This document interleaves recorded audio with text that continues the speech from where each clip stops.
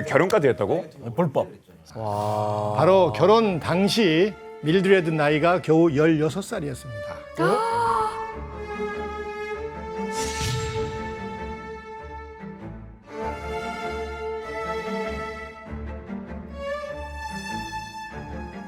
당시 미성년자의 기준이 18세 미만이었거든요.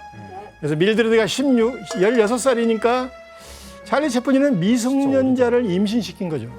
근데 임신을 한 거예요? 그렇죠. 그래서 찰리 채플린은 10대 소년을 임신시킨 것에 대한 사회적 비난을 피하기 위해 비밀리에 서둘러 결혼식을 치릅니다. 그런데 흥미로운 것은 막상 결혼을 하고 나서 보니까 해리스는 실제로 임신한 게 아니고 임신했다고 착각한 거예요. 뭐야 이게? 이미 결혼을 했고 나중에 두 사람은 이제 실제로 아이가 생깁니다. 근데 그 아이가 태어난 지 3일 만에 숨지고 맙니다. 아이고. 그 이후 부부는 결혼한 지 2년 만에 파경을 맞게 됩니다. 그리고 파경 후 4년 만인 1924년 찰리 채플린이 35살의 나이로 두 번째 결혼식을 올렸는데 그때도 상황이 비슷했습니다. 미성년자예요? 예. 그 일은 찰리 채플린이 황금광 시대라는 영화를 촬영하는 도중에 벌어졌습니다. 영화의 주인공인 여주인공인 리타 그레이가 촬영 중 급하게 하차하는 거예요. 이유는 그녀가 임신을 했기 때문입니다.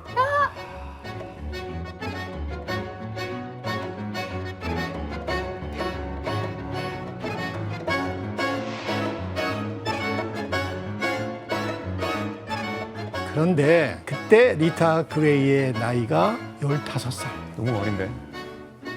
자, 리타 그레이가 임신했다는 사실을 알게 된 찰리 채플린은 부랴부랴 멕시코에서 두 번째 결혼식을 올립니다. 아니 크리스 이번 결혼은 왜 멕시코에서 한 거예요? 이유가 있어요. 당시 찰리 채플린이 활동하던 캘리포니아주의 경우 1921년 여성이 부모 동의 없이 결혼할 수 있는 나이가 15세에서 18세로 올라가요. 그러니까 리타 그레이와의 결혼은 범죄가 범죄. 네, 주마다 다르지만 캘리포니아 법으로는 불법이죠. 그럼 두 번째 결혼 어떻게 생활은 어떻습니까? 이렇게 어렵사리 두 사람은 결혼식을 올렸지만 관계는 오래가지 못합니다. 1924년 결혼 후 두 아이를 낳았지만 세상 떠들썩한 이혼 소송까지 벌이게 됩니다. 결국 찰리 채플린은 리타에게 당시 60만 달러, 현재 가치로 우리 돈 150억 원에 달하는 위자료를 지급하기로 하고 1927년 완전히 결별합니다. 그런데 찰리 채플린은 왜 이렇게까지 막대한 위자료를 지불해야만 했을까요? 아 왜냐면 규현 씨, 또 사랑에 빠진 거예요. 미성년자랑. 그건 아닙니다. 아닌가요? 리타 그레이가 이혼 소송을 벌이면서 고소장에 찰리 채플린의 그런 온갖 비난, 또 은밀한 사생활까지 고소장에 담게 됩니다. 그래서 이 고소장 내용이 점점 이제 퍼져나가니까 결국 찰리 채플린은 자신의 사생활이 밝혀지는 것을 무마하기 위해 엄청난 위자료를 지급했던 거예요. 약간 미성년자의 여성들을 만나서 결혼하고 또 헤어지고 이런 게 이유 같은 게 있을까요? 네, 아주 흥미로운 질문입니다. 왜 찰리 채플린은 계속해서 10대 소녀와 결혼하게 됐나요? 아 첫사랑을 못 잊어서. 오늘 기욤 씨 놀랍습니다. 네. 그래서 이제 이게 단순한 우연인가 아니면 찰리 채플린의 확고한 취향? 여성 취향인가에 대해서 논란이 있었는데 여러 가지 설이 제시됩니다. 그중에서 상당히 유력한 것이 규현 씨가 얘기한 대로 뭐예요? 첫사랑. 해티 켈리와의 첫사랑을 잊지 못하고 있는 거예요. 그 당시 해티 켈리가 15살이잖아요. 세월은 같지만 15살의 해티 켈리의 잔영을 극복을 못한 거예요. 그게 맞을까? 그래서 실제로 찰리 채플린이 여배우를 캐스팅하잖아요. 그럴 때 켈리의 이미지가 있는 배우들을 발탁했다고 합니다. 오 맞아. 아까 보니까 부인들이 조금 느낌이 있었어요. 아, 닮은 사람. 15살 여자를. 네. 그런데 찰리 채플린의 이런 여성 취향에서 예외적인 인물이 한 명 있습니다. 바로 세 번째 결혼 상대이자 영화 모던 타임스의 여주인공 폴렛 고다드. 어. 이전의 결혼과는 달리 고다드는 10대가 아닌 26살이었습니다. 두 사람은 영화의 그 동지로서 서로 의지했던 것 같아요. 이 관계도 오래가지 못합니다. 1942년 두 사람은 결국 이혼하게 됩니다. 이렇게 세 명의 여성과 결혼과 이혼을 반복하는 사이 1943년 한 여성이 찰리 채플린의 아이를 임신했다면서 친자 확인 소송을 제기한 거예요. 자, 사건의 발단은 찰리 채플린이 몇 년 전 잠깐 만났던 조앤 벨이라는 신인 여배우와의 관계로부터 시작이 됩니다. 1941년 찰리 채플린은 조앤 베리와 몇 차례 만남을 가지긴 했는데 어느 순간 조앤 베리가 일종의 스토킹을 하는 거예요. 그래서 권총을 들고 채플린의 집에 찾아오는 등 그 이상한 행동을 하니까 채플린이 관계를 정리합니다.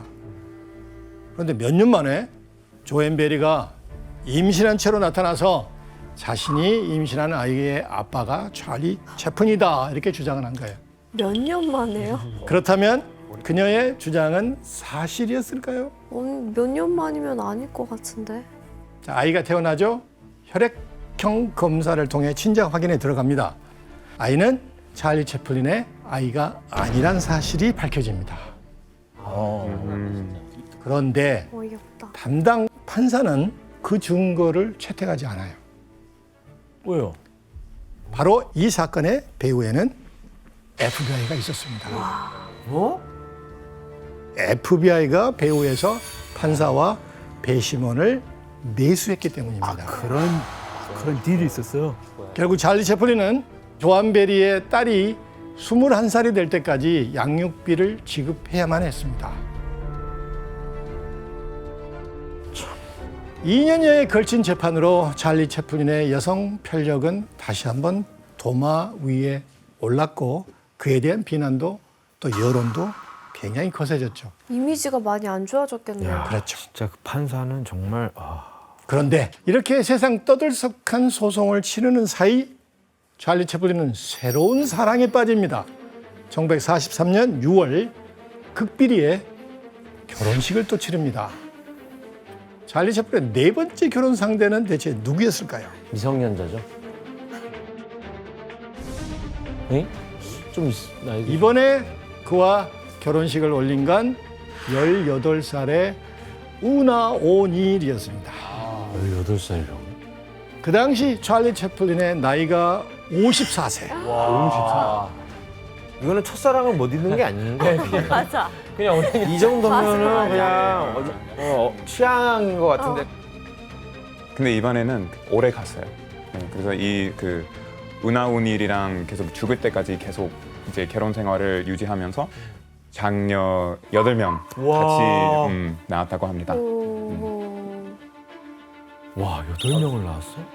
이렇게 찰리 채플린의 사생활 논란과 더불어 또 하나 미국에서 활동하는 그가 미국 시민권을 취득하지 않는 사실이 또 논란이 됩니다.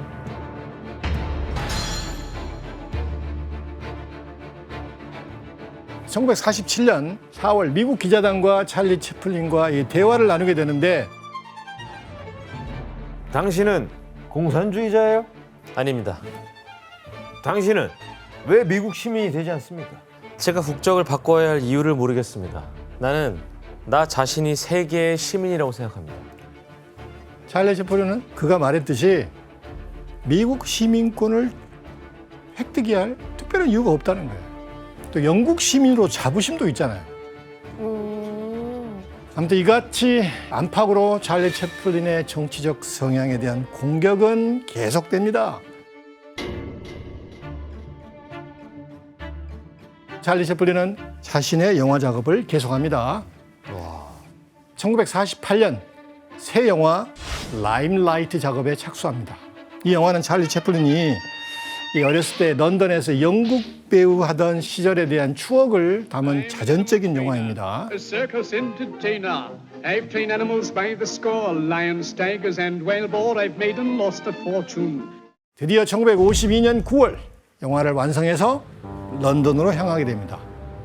런던에서 이 영화를 최초로 개봉하기로 약속이 되어 있기 때문입니다. 그런데 런던으로 향하는 배가 출항한 지 이틀째 되던 날, 미 법무부 장관이 찰리 채플린의 입국 비자를 말소한다는 성명서를 발표합니다. 미국으로요? 그렇습니다.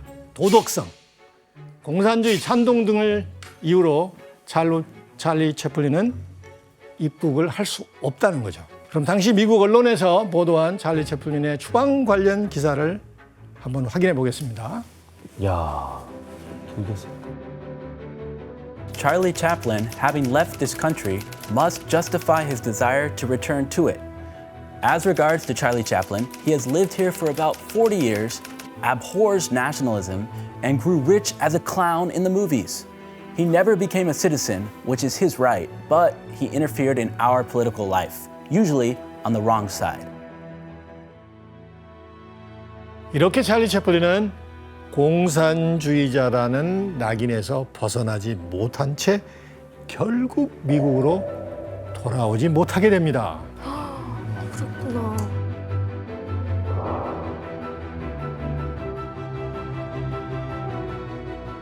이후 찰리 채플린은 가족들과 스위스에 정착하게 됩니다. 찰리 채플린은 계속해서 영화를 만들고 시나리오를 썼지만 1970년대에 들어선 건강상의 이유로 더 이상 신작도 만들지 못합니다. 노년이시니까. 그런데 1972년 뜻밖의 소식이 그에게 들려옵니다. 1972년 제44회 아카데미 시상식에서 찰리 채플린이 공로상을 받게 됩니다. 그래서 정식으로 초청이 됩니다. 그래서 20년 만에 미국에 돌아올 수 있게 된 거예요. Humor heightens our sense of survival and preserves our sanity. These are the words of Charlie Chaplin.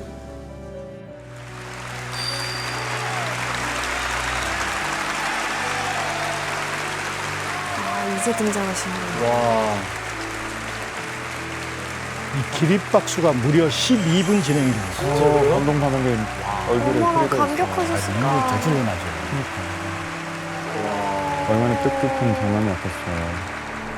I can only say that thank you for the honor of inviting me here, and oh, you're wonderful, sweet people. Thank you. 표정에서 보인다.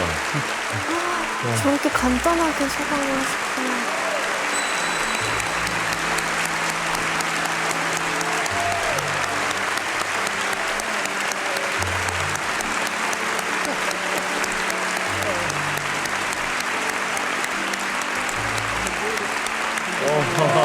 눈물 나.